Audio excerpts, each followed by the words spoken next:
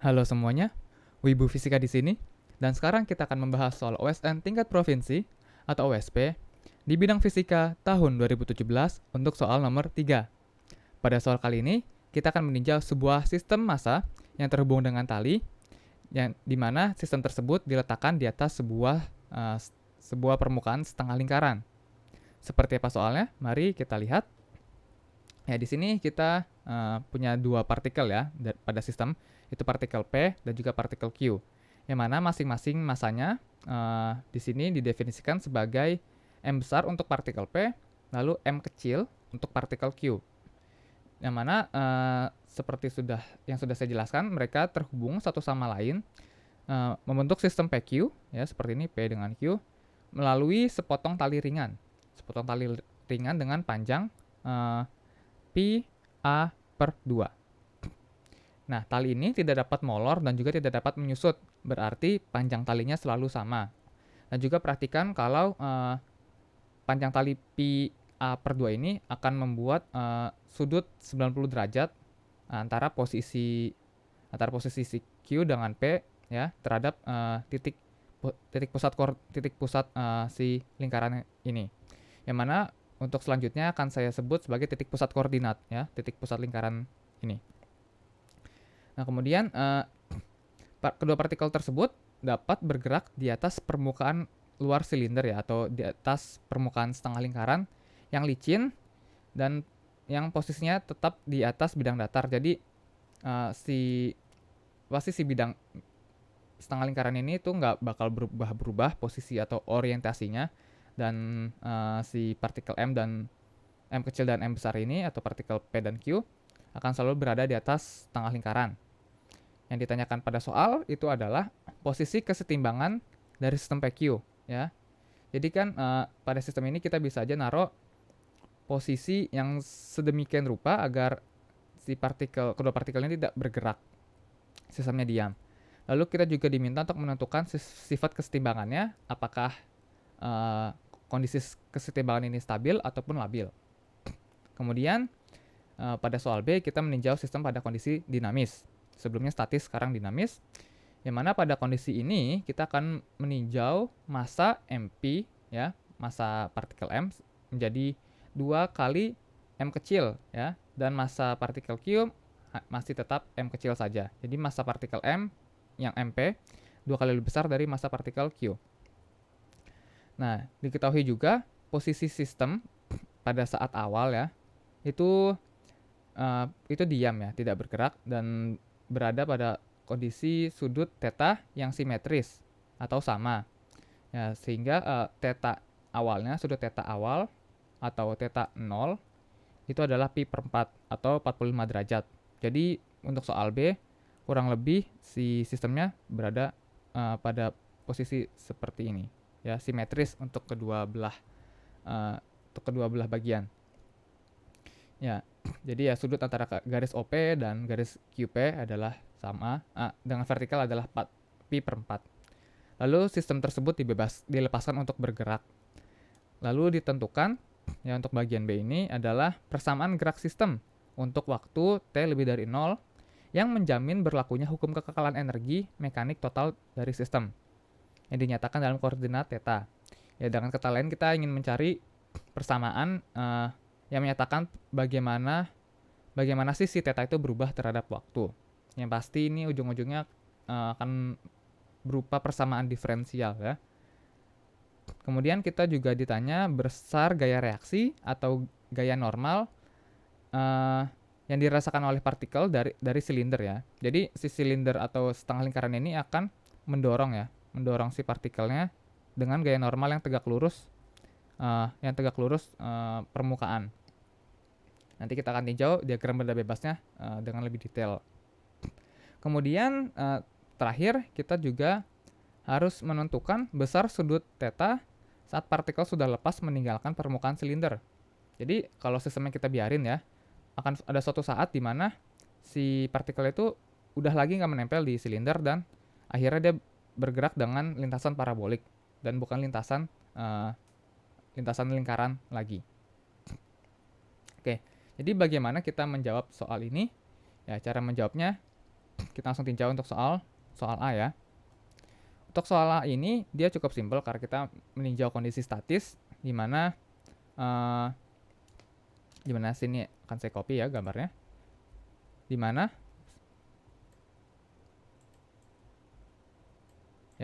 di sini kita tinjau gaya-gayanya ya. Kita akan meninjau diagram benda bebas dari sistem. Ya, tinjau diagram benda bebas ya atau DBB dari sistem ya atau DBB ya singkatannya dari sistem. Ya, diagram benda bebas ini berarti kita meninjau gaya-gaya yang bekerja ya. Satu, gaya yang bekerja pada partikel P. Ada gaya gravitasi ya yang besarnya M besar G. Kemudian kita juga punya gaya normal ya yang tegak lurus bidang yaitu NP. Ya di sini. Itu NP. Kemudian ada satu lagi gaya tegangan tali karena si partikel ini terhubung dengan tali bersama dengan partikel Q dengan besar T. Lalu pada partikel Q dia juga akan punya sistem gaya-gaya yang serupa, yaitu ada gaya gravitasi juga yang besarnya M kecil G, lalu ada gaya normal yang lagi-lagi tegak lurus bidang yang besarnya NQ, lalu ada gaya tegangan tali juga yang besarnya T, besarnya sama dengan tegangan tali pada partikel P. Ya di sini kita sudah punya diagram benda bebas dari sistem. Namun kita akan tinjau lebih mendetail untuk masing-masing masanya ya. Jadi seperti yang kita tahu, ini ada gaya berat, ini ada gaya normal, ini ada gaya tegangan tali. Nah, yang kita inginkan pada pada soal bagian A ini adalah nilai tetanya ya, nilai teta fungsi dari hal yang kita tahu yang pada kasus ini umumnya adalah massa. Untuk itu kita harus tinjau hukum 2 Newton ya. Jadi kita tinjau hukum 2 Newton ya, hukum Newton kedua untuk keadaan statis. Yang mana untuk keadaan statis sigma gayanya itu atau jumlah dari gaya adalah 0. Namun kita tinjau gaya pada arah yang mana. Nah, ini akan enak kalau kita tinjau gaya yang sejajar ya dengan arah si gaya tegangan tali ini. Atau kalau kita definisikan sebuah sumbu ya, sumbu koordinat X yang miring sedikit ya, yang miring yang mengikuti permukaan sejajar ya, permukaan tangen ya. Ya, yang sejajar dengan permukaan tangen dari setengah lingkaran ini, ya maka kita tinjau gaya pada arah X ya, yang seperti ini, atau mungkin arah X aksen karena umumnya arah X yang biasa itu X-nya horizontal, tidak miring sama sekali. Berarti kita tinjau gaya pada arah X aksen saja, dan kita di sini akan punya satu gaya tegangan tali. Ya, di sini akan saya nyatakan gaya yang ke arah atas sedikit ya, itu positif. Dikurang, ini dikurang gaya komponen gaya ya dari gaya berat. Namun gaya beratnya harus kita proyeksikan terlebih dahulu. Nah, di sini dilihat ya, kalau ini kan ada segitiga. Ada segitiga yang segitiga siku-siku yang dibentuk dari sudut yang dari bangunan P ya, P, O, dan ini mungkin titik R. Jadi OPR seperti ini. Nah, di sini kita bisa cari ya sudut yang dibentuk dari garis tangan ini, yang dibentuk garis tangan ini terhadap bidang horizontal dengan menganalisis geometri dari segitiga. Ya, kita lihat kalau ini segitiga siku-siku ya. Dan ini garis tangennya. Dan ingat garis tangen dari sebuah lingkaran itu selalu siku-siku ya terhadap jari-jarinya. Sehingga kalau ini sudut theta ya. Kalau ini sudut theta, berarti ini sudut sudut komplemennya ya, sudut komplemen yang akan saya tulis sebagai delta. Yang mana theta ditambah delta adalah 90 derajat ya, sudut komplemen. Kemudian karena ini sudut komplemen ya, dan kemudian di sini kita punya hubungan dua garis sejajar ya. Ini garis horizontal, ini garis horizontal yang sejajar yang dipotong oleh satu buah garis tertentu. Kalau ini sudut delta, berarti ini juga sudut delta. Karena ini sudut delta dan ini segitiga siku-siku ya. Ini segitiga siku-siku, maka ini sudut theta. Nah, karena itu sudut theta, berarti kita bisa umumnya ya, kita sudah tahu kalau proyeksi pada arah X ini menjadi komponen mg yang dikali sinus theta.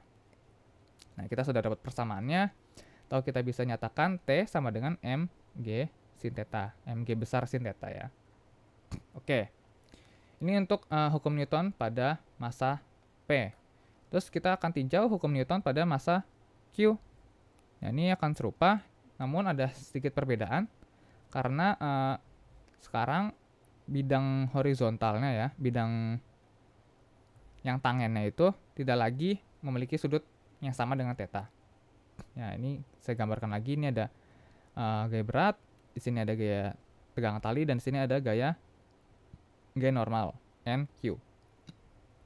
Nah, pada kasus ini lihat ya, lihat pada gambar kalau di sini ini kan sudut theta.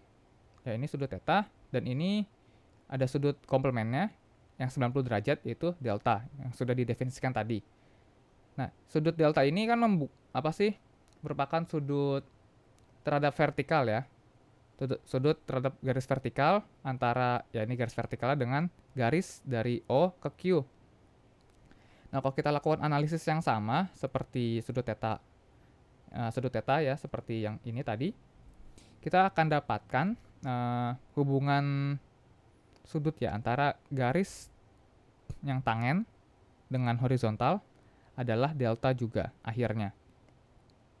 Sehingga karena ini delta ya, berarti kita akan punya persamaan dari hukum 2 Newton ya, hukum 2 Newton untuk massa MQ ini arah X double aksen, ini arah Y double aksen, kita akan punya sigma gaya ya, summasi gaya pada arah ini adalah 0 juga, dengan arah gaya yang ke arah atas itu positif. Sehingga kita punya T dikurangi mg sinus delta sekarang sama dengan 0. Nah, di sini kita juga akan punya persamaan T sama dengan mg sinus delta ya. Nah, di sini saya sudah definisikan sebelumnya kalau theta ditambah delta adalah 90 derajat. Berarti kita bisa substitusikan delta sama dengan 90 derajat dikurangi theta. Atau T sama dengan mg dikali sinus 90 derajat dikurangi theta. Nah, ini sama, ini kita pakai hubungan sudut komplemen ya, trigonometri dari sudut komplemen, di mana sinus dari 90 derajat dikurangi sebuah sudut itu merupakan nilainya sama dengan kosinus dari sudut tersebut. Nah, dengan ini kita bisa substitusikan ya persamaan persamaan tegangan tali dari MP dan persamaan tegangan tali dari MQ ya. Kita akan samakan ya, persamaan 1 akan sama dengan persamaan 2, sehingga kita punya persamaan mg sinus theta sama dengan mg cos theta. Nah, di sini saya langsung bisa coret si faktor G dari kedua ruas, dan saya bisa kalikan silang ya, atau kedua ruas saya kalikan 1 per M kali cos theta. Sehingga di sini saya dapatkan sinus theta per cos theta sama dengan M dibagi M ya, M kecil dibagi M besar. Sin theta per cos theta tidak lain tidak bukan adalah tangan theta sama dengan M kecil dibagi M besar. Maka tangan theta di sini adalah inverse tangan ya, atau arkus tangan ya, arc tangan dari M kecil dibagi M besar. Dan ini adalah titik kesetimbangan ya yang dimiliki oleh sistem. pada kondisi theta sebesar arc tangan dari M kecil per M besar. Oke. Nah, di sini kita juga harus meninjau sifat ya, sifat uh, dari titik kesetimbangan ini. Cara meninjaunya seperti apa? Kita harus cari dulu energi potensial yang dimiliki sistem, atau lebih tepatnya energi potensial saja, energi potensial saja. Nah, di sini terlihat ya kalau kita tinjau energi potensial terhadap titik O, ya, terhadap titik pusat koordinat, kita akan punya komponen ketinggian untuk MQ di sini. Untuk MQ ini adalah R dikalikan cos delta. Ya. Kemudian untuk si titik untuk massa P, kita punya ketinggian ya. Ketinggian ini ya. Ini adalah R dikalikan kosinus theta. Sehingga kita punya energi potensial untuk kedua massa ya, EPP ditambah EPQ. Ini adalah ini MP ya, MP G dikali YP ditambah MQ G dikali YQ. Nah, ini masukkan nilai massa-massanya, di sini adalah M besar, ini G, dan posisi si massa P-nya adalah R dikali cos theta. Kemudian untuk massa Q-nya adalah M kecil saja dikali G dikali R kali cosinus delta. Nah, sama seperti sebelumnya ini saya substitusikan si deltanya ini menjadi 90 derajat ya. 90 derajat minus theta. Yang mana akan saya gunakan sekali lagi hubungan sudut komplement pada trigonometri ini menjadi sinus theta. Ya, seperti ini. Nah, di sini kita bisa faktorkan faktor GR dari kedua ruas dan kita punya ini menjadi M ya, M cos theta ditambah M sin theta. Ya, seperti ini. Nah, untuk meninjau kondisi kesetimbangan ya, kita akan gunakan turunan kedua dari energi potensial. Atau turunan kedua energi potensial terhadap apa? Terhadap posisi atau terhadap sudutnya. Nah, di sini kita akan lihat nilainya ya, nilai atau tanda sebenarnya, tanda dari turunan kedua ini. Nah, turunan pertamanya kita cari turunan pertama terlebih dahulu ya. Turunan pertama dari energi potensial ini adalah GR ya. GR dikalikan minus M sin theta ditambah M cos theta. Nah, ini kalau kalian perhatikan ya, kita juga bisa mendapatkan hubungan theta ya, yang sebelumnya dari turunan energi potensial ini. Kalau kita set ya, kita menyamakan energi potensial ini sebagai 0. Kalau ini 0, ini kan menjadi minus M sin theta ditambah M cos theta. Kita bisa pindah ruas dan kita bisa bagi dengan faktor yang sama untuk mendapatkan hasil yang sama juga. Ya, hasilnya sama. Kita punya persamaan M sin theta sama dengan M cos theta. Ya, ini juga kita punya M besar sin theta ditambah nanti akan sama dengan M kecil cos theta. Ya, oke, dari sini kita turunkan sekali lagi ya, D kuadrat ya, D kuadrat EP D theta kuadrat ya. Dan kalau kita turunkan sekali lagi, kita punya GR dikali minus M cos theta dikurangi M kecil sin theta. Nah, ini kita perhatikan ya. Sudut theta yang kita definisikan pada soal ini, dia berada di kuadran 1 ya, karena nilai yang mungkin dari si sudut theta itu cuma dari 0 ya, dari 0 kalau si P di sini, dan 90 derajat kalau P di datar ya, di posisi horizontal. Dan kalau di kondisi kesetimbangan, nilai arctan ini akan bernilai satu, isi arctannya akan positif. Dan arctannya ini hasilnya akan berada di kuadran 1 juga. Nah, karena ini berada di kuadran 1, maka nanti kalau kita masukkan ya, mungkin si nilai tetanya ke persamaan ini ya, kita masukin nilai theta ya ke keturunan kedua ya dari energi, kita akan mendapatkan nilai negatif ya, atau d kuadrat EP minus d theta kuadrat, ini nilainya negatif ya, kurang dari 0. Ini terlihat juga kalau kita masukkan nilai trigonometri untuk sudut di kuadran 1 itu selalu positif. Karena selalu positif, maka nilai cos theta positif, sin theta positif. Nah, positif ketemu negatif, totalnya jadi negatif, dan kalau dijumlahkan ya, negatif dengan negatif, hasilnya negatif juga. Sehingga karena ini negatif, berarti ini merupakan sistem ya, sistem yang tak stabil atau labil namanya, atau labil. Ini kita juga bisa lihat ya, atau kita tinjau secara fisis, kalau si sistem dalam keadaan kesetimbangan ini mungkin kita sentil ya, maka di sistemnya dia akan tertarik ke bawah ya. Mau kita ganggu ke arah kiri ya, mau kita ganggu ke arah kiri ya, atau kita ganggu ke arah kanan, dia tuh lama-lama akan turun. Dia tidak akan tetap sistemnya ya, akan bergerak. Dan kondisi stabilnya di mana? Kondisi stabilnya adalah kalau si kedua benda atau si kedua massa itu udah lepas dari lingkaran. Ya, di mana pada kondisi tersebut dia sudah tidak punya energi potensial sama sekali, maka sistemnya sudah stabil. Namun pada kasus ini sistemnya itu adalah labil. Ya.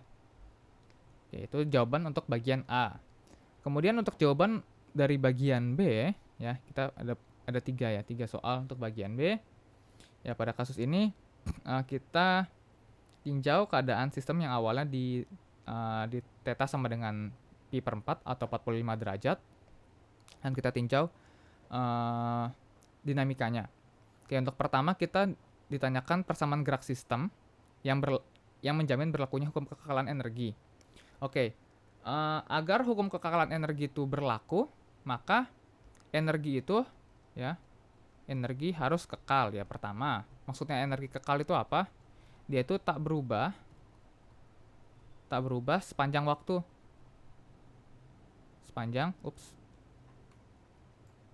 Tak berubah sepanjang waktu. Atau dengan kata lain, energi mekanik ya. Energi mekanik itu bukan fungsi dari waktu ya. Ini bukan fungsi dari waktu. Sehingga kita bisa lakukan uji ya. Uji kalau kita turunkan si energi mekanik ini terhadap waktu, nilainya akan 0. Ya, karena kekal terhadap waktu dong. Kalau kita turunin ya, dia harusnya 0. Nah, sehingga kita harus pertama mencari ekspresi dari energi mekanik ini. Nah, energi mekanik itu akan berasal dari energi mekanik P ditambah energi mekanik CQ. Ya.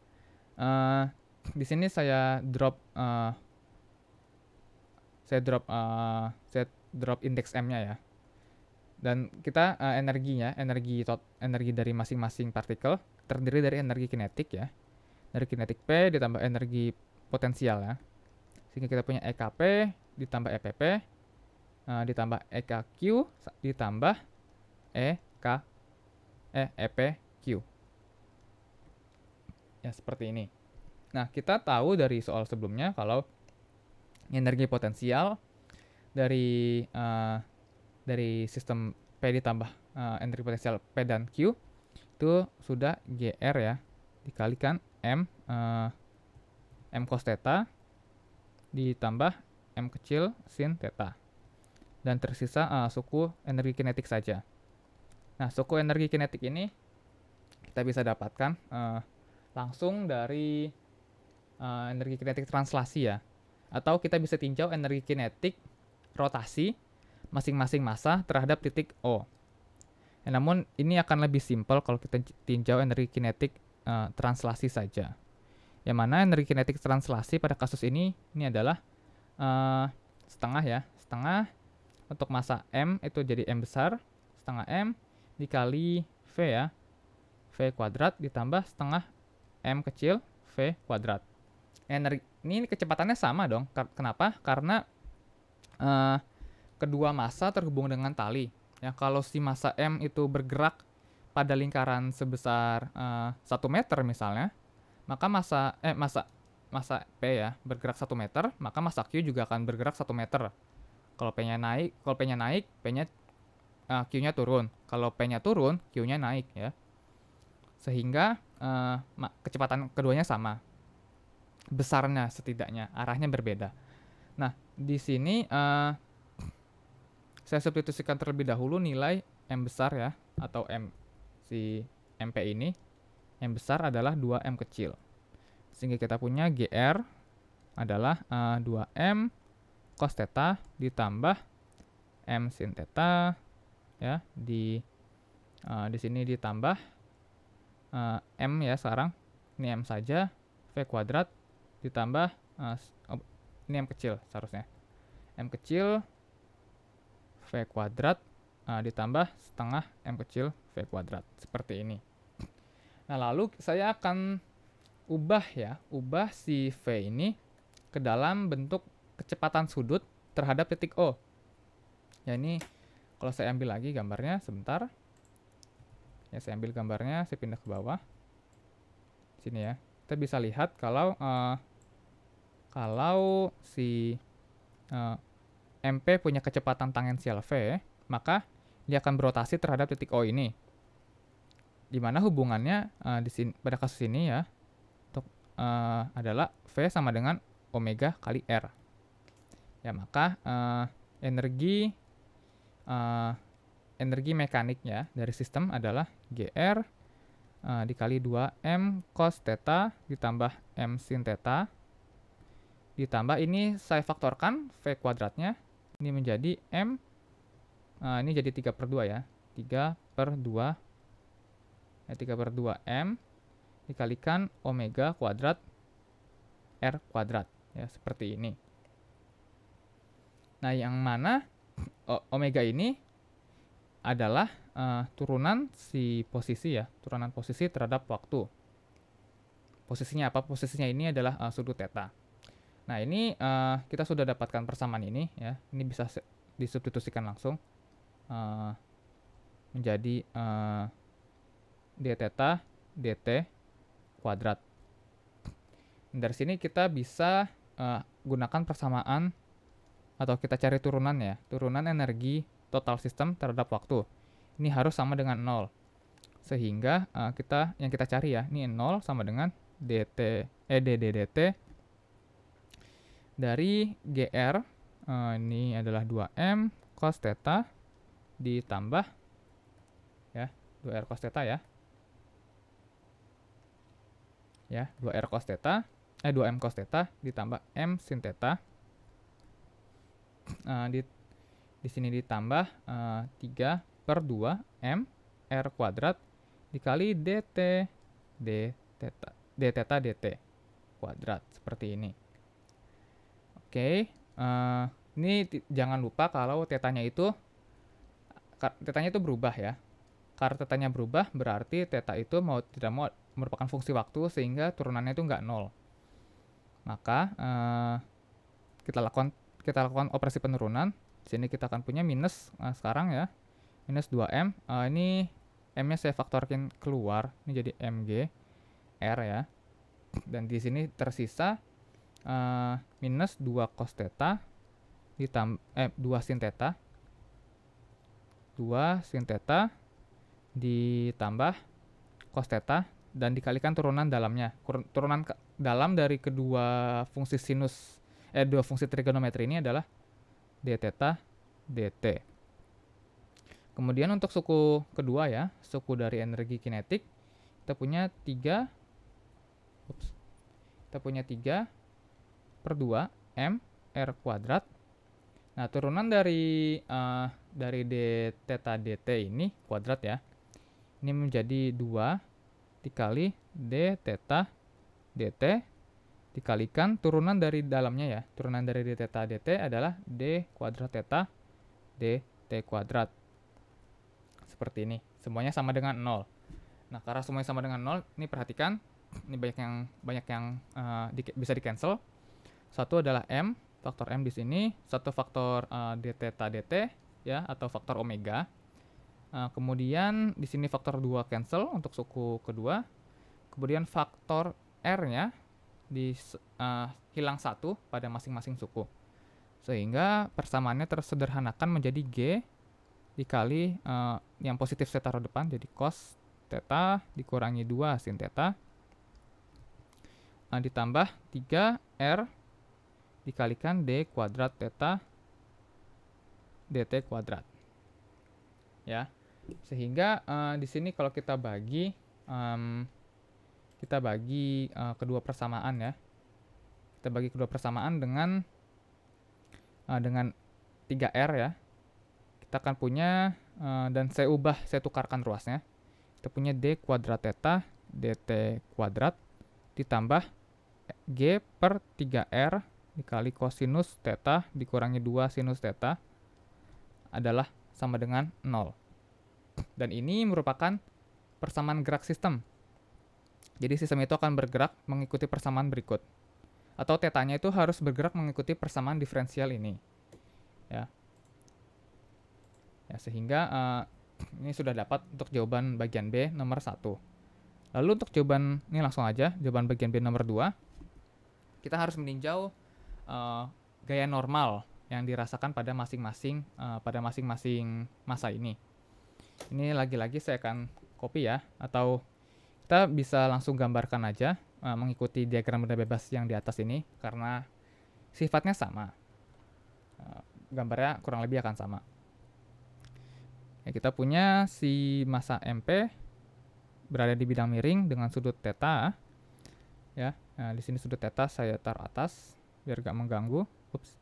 Sudut theta di sini adalah massa MP-nya. Dia punya gaya berat ke bawah besarnya 2 mg.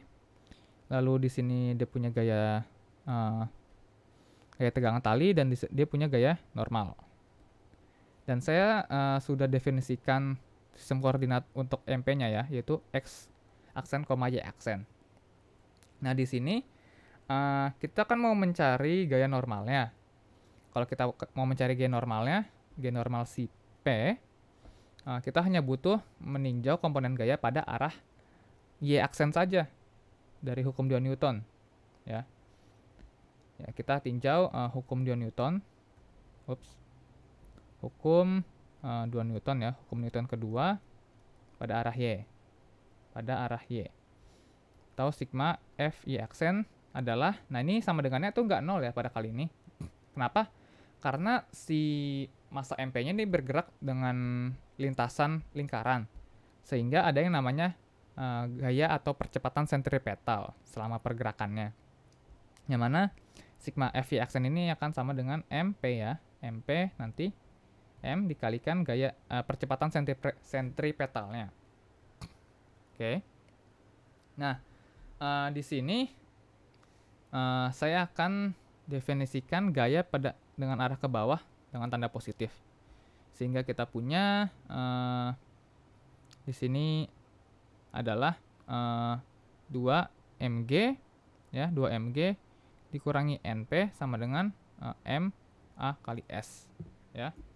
MAS. Nah, ini MP-nya itu 2M ya sekarang. MP-nya adalah 2M dan AS-nya itu adalah percepatan sentripetalnya. Nah, sehingga percepatan sentripetal itu kita bisa ubah ya bentuknya. Kita bisa nyatakan dalam bentuk kecepatan sudut ya. Kecepatan sudut yaitu adalah omega kuadrat dikalikan R. Dengan R adalah jari-jari dari lintasan rotasi.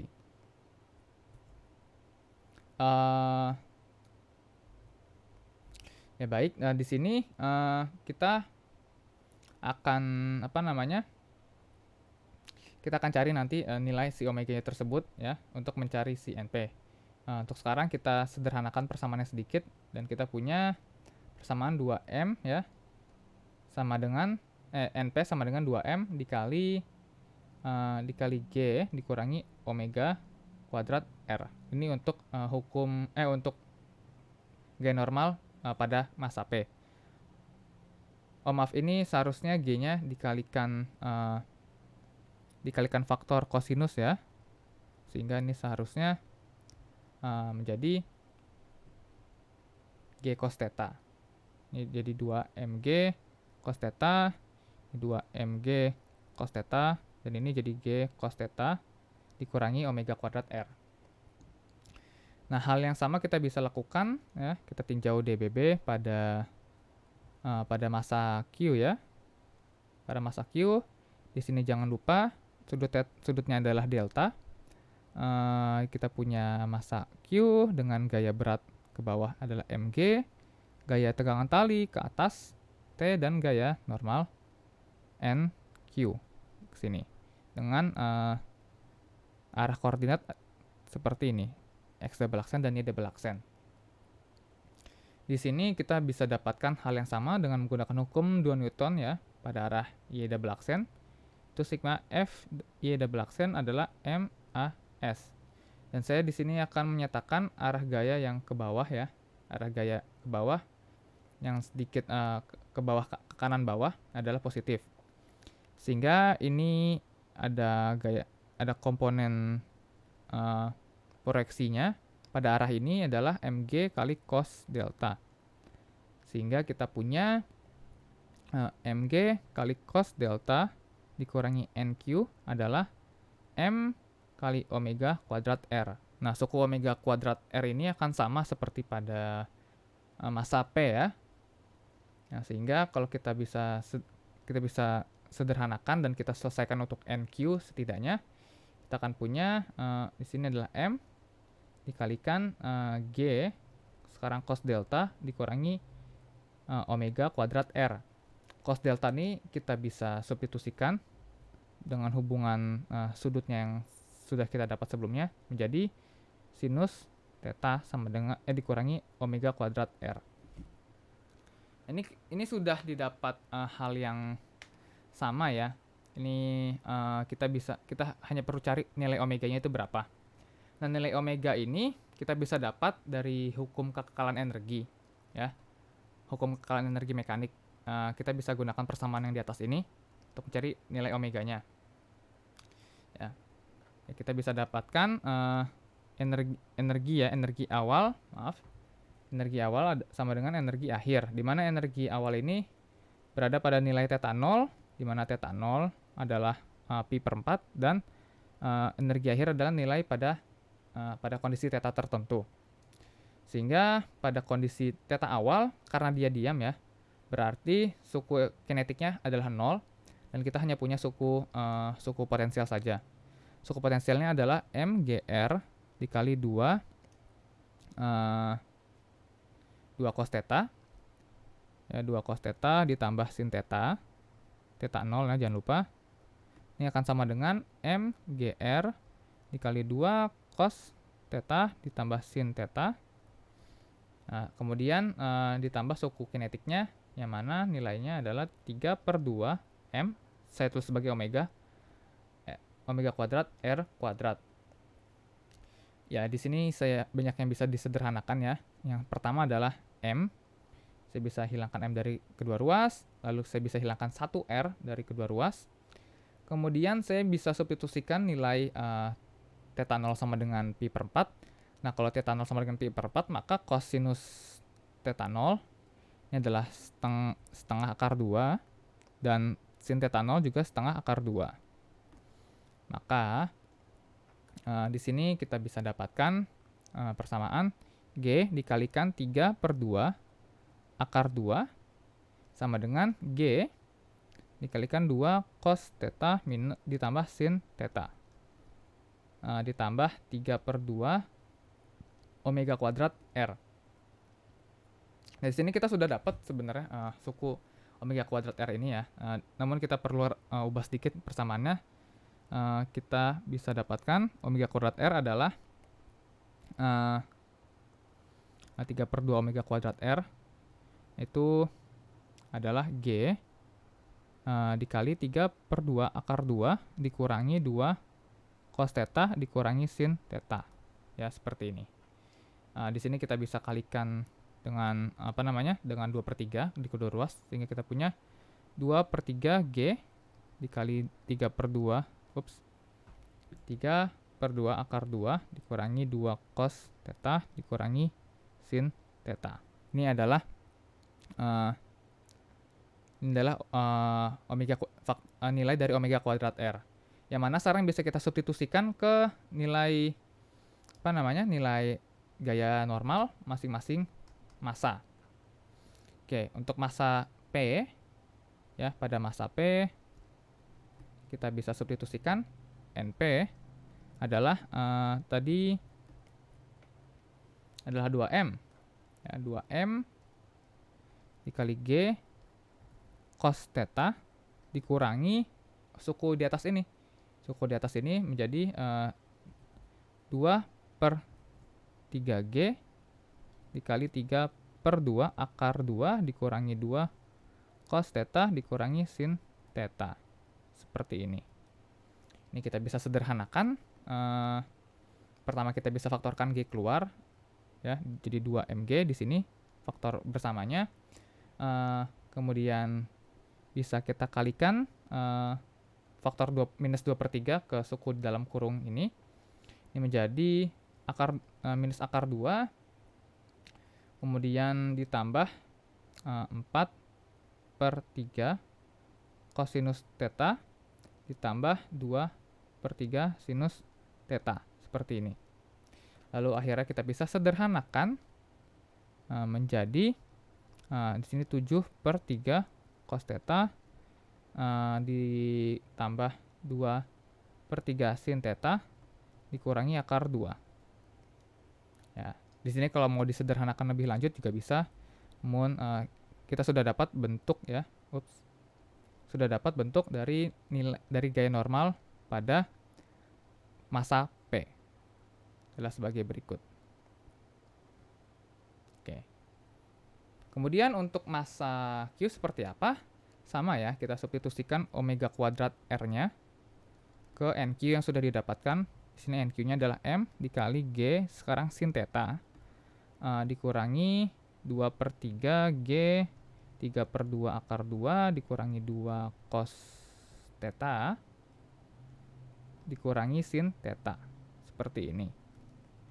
Sama seperti sebelumnya, saya faktorkan G keluar dan kita punya sin theta dikurangi akar 2 ditambah 4/3 cos theta ditambah 2/3 sin theta ya. Kemudian kita bisa jumlahkan lagi untuk suku sin theta-nya, sehingga di sini kita punya 4/3 cos theta ditambah 5/3 sin theta dikurangi akar 2 ya, adalah besar gaya normal dari kasus ini. Oke. Ini adalah gaya normal untuk kasus di mana sistemnya sudah bergerak. Ya. Di sini saya perlu tambahkan sedikit ya, kalau nilai omega kuadrat R ini kita bisa juga dapatkan dari persamaan gerak ini ya, persamaan gerak yang sudah diturunkan ya. Ini persamaan gerak. Kita bisa dapatkan omega, faktor omega kuadrat dari mana?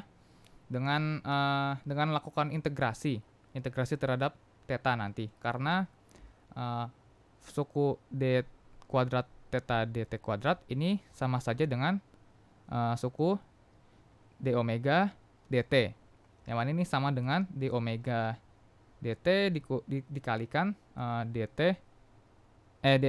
omega d theta dikali d theta dt. Yang mana ini sama dengan d omega dt dikali omega.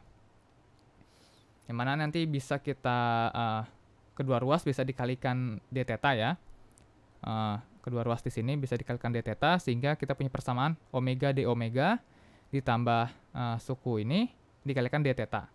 Lalu ketika dikerjakan integrasinya, kita bisa dapatkan omega kuadrat yang nantinya akan sama nilainya kalau kita masukin syarat batas yang benar. Lalu kita bisa substitusikan lagi ke gaya normal yang sudah didapat. hasilnya nanti sama. Ya, ini tambahan saja. Ini caranya melalui kalkulus tapi ya. Tidak enaknya itu. Nah, sekarang lanjut kita akan jawab eh, pertanyaan ketiga, yang mana sekarang pada kasus ini kita meninjau syarat partikel atau sudut theta ya, berapa ketika partikel lepas. Kalau partikel lepas dari permukaan, syarat utamanya adalah gaya normalnya adalah 0. Karena kalau udah lepas ya, dia nggak merasakan lagi dorongan atau gaya apapun dari si meja atau dari permukaan.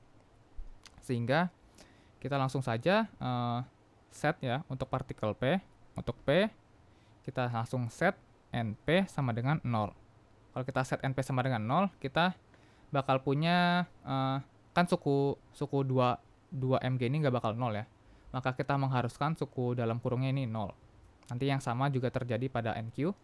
Sehingga karena suku dalam kurung itu 0, kita punya persamaan 7/3 cos theta ditambah 2/3 sin theta dikurangi akar 2 sama dengan 0. Di sini bisa kita sederhanakan menjadi 7 cos theta ditambah 2 sin theta sama dengan 3 akar 2. Lalu di sini gimana cara mencari nilai tetanya? Nah, kita gunakan yang namanya penjumlahan harmonik ya. Gunakan penjumlahan harmonik atau harmonic addition fungsi trigonometri atau trigonometry harmonic addition kalau kalian ingin mencari di bahasa Inggris. Yang mana kita gunakan teorema ini ya. Ini saya turunkan dulu. Teoremanya itu menyatakan kalau kita punya suku A cos theta ditambah B sin theta, ini akan sama dengan akar dari A kuadrat plus B kuadrat. Nah, di depan ada plus minus dikalikan cosinus theta dikurangi delta. Maaf, jangan delta deh. Dikurangi phi. Di mana phi-nya ini adalah arcus tangen ya, atau inverse tangen. Arcus tangen dari B per A. Ya, ini kalau tidak salah. Iya. Oke, ini untuk kasus seperti ini. Nah, ini kita bisa lihat ya, karena untuk soal ini kita hanya meninjau sudut di kuadran 1, maka nanti kita akan mengambil tanda positif pada penjumlahan harmonik. Maka di sini kita lanjutkan perhitungannya. Kita bisa dapatkan melalui penjumlahan harmonik ya. Ini menjadi 7 kuadrat ditambah B-nya adalah 2 ya, 2 kuadrat dikalikan cos sinus dari theta dikurangi arcus tangen. Arcus tangen dari 2/7 ya, 2/7 sama dengan 3 akar 2. Sehingga kita bisa dapatkan di sini 7 kuadrat sama dengan 49 ditambah 4 adalah akar 53. Sehingga kita punya persamaan cos theta dikurang arc tangen 2/7 sama dengan 3 akar 2 per akar 53. Ya, saya akan ambil arcus cosinus dari kedua ruas. Sehingga kita punya persamaan theta dikurangi arc tan 2/7 sama dengan arc cos dari 3 akar 2 per akar 53. Seperti ini. Maka kita akan punya tetanya adalah arcus tangen dari 2/7 ditambah arcus cosinus ya, atau inverse cosinus dari 3 akar 2 per akar 53. Ini untuk theta P ya, jangan lupa ini saya kasih indeks P. Ini jawabannya untuk yang pertama. Untuk yang kedua juga sama, untuk partikel Q atau massa Q ya. Kita punya persamaan sekarang itu suku dalam kurungnya adalah 4/3 kosinus theta ditambah 5/3 sinus theta, ya kalau saya tidak salah. Ya, dikurangi akar 2 sama dengan 0. Oke, di sini kita ubah bentuknya agar kita bisa gunakan teorema penjumlahan harmonik, ya. Sehingga pada kasus ini penjumlahan harmoniknya menjadi akar 4 kuadrat ditambah 5 kuadrat kosinus theta kosinus dari theta dikurangi arcus tangen 5/4. Ini sama dengan 3 akar 2. Ya, sama seperti sebelumnya, ini 4 kuadrat jadinya 16, 5 kuadrat adalah 25, sehingga kita punya 41. Di sini kita akan punya akhirnya ya, cos dari theta, ini theta q, jangan lupa. Theta q, theta q, theta q, theta q, theta q, ini theta q juga, dikurangi arcus tangen 5/4 sama dengan 3 akar 2 per akar 41. Ini sama seperti sebelumnya, kita lakukan arcus tangen kedua ruas, lalu kita pindahkan suku arcus cosinus ya, arcus cosinus kedua ruas, lalu kita pindahkan suku arcus tangennya, sehingga kita punya theta q adalah arcus tangen dari 5/4 ditambah arcus cosinus dari 3 akar 2 per akar 41, seperti ini. Dan ini adalah jawaban untuk soal C. Nah, di sini saya punya sedikit tambahan lagi ya, dimana kalau kita input nilai-nilai sudut tetanya ini, untuk theta P kalau nggak salah saya sudah input nilainya itu sekitar 70 derajat ya, 70 derajat ish ya, 70 derajat ish gitu ya. Kemudian untuk theta Q nilainya itu 90, lebih dari 90 derajat, kurang lebih itu 99 derajat gitu ya, atau 97. Nah, ini saya agak kurang suka sama hasilnya. Kenapa? Karena satu, berarti ini kan theta si Q-nya ini lepas setelah P lepas ya. Jadi karena P lepas duluan pada sudut theta yang lebih kecil. Nah, ini ingat ya, tetanya itu adalah theta terhadap ini saya ambil lagi ke bawah gambarnya. Theta itu adalah sudut vertikal ya, di bagian kanannya. Sehingga karena si P lepas duluan dari Q, berarti lintasan dari si sistem itu gak akan lagi mengikuti persamaan gerak yang di awal, gak mengikuti lagi persamaan gerak yang ini. Kenapa? Karena si P itu udah gak lagi di lintasan lingkaran ya. Energi masih kekal memang, tapi udah gak mengikuti perlintasan lingkaran lagi. Sehingga untuk mencari theta P ini benar untuk P saja ya, nilai titik theta lepasnya. Ini hanya benar sampai P saja. Untuk si Q-nya dia seharusnya nggak sesederhana ini, dan karena kita harus meninjau gerak parabola dari si P-nya, dan itu ini sangat sulit. Selain itu kita juga melihat nilai si Q ya, kalau kita lewat cara yang sama itu lebih dari 90 derajat. Berarti pada kondisi ini si P itu berarti ya, kalau kita asumsikan P itu tetap berada pada lintasan lingkaran, maka dia lepas pada saat P itu di kondisi di bawah sini. Ini P mungkin ini titik si P-nya di sini ya. Baru ketika si P sudah di sini, si Q baru lepas. Ya. Nah, ini juga hasilnya agak aneh aja menurut saya, karena apakah ini lebih ke ambigu di soal ya. Seharusnya kita harus mencari si titik theta P saja. Mungkin yang dimaksudkan oleh soal itu ini ya. Namun kalau kita tinjau secara fisis dari hasil matematisnya itu agak aneh. Theta sama dengan lebih besar dari 90 derajat itu ya. Berarti P-nya itu masuk ke bawah. mungkin masuk ke lantai ya. Ya, dan juga kita juga nggak bisa tinjau lebih dalam karena kita nggak tahu sifat si talinya seperti apa dan lain sebagainya. Eh, Ya itu mungkin tambahan saya ya untuk bagian C ini terutama bagian ketiga dari soal B. Oh ya, satu lagi saya lupa kayaknya. Ini seharusnya jari-jarinya itu bukan R ya, jari-jarinya itu A ya. Maaf ya. Jadi ini ganti aja semua.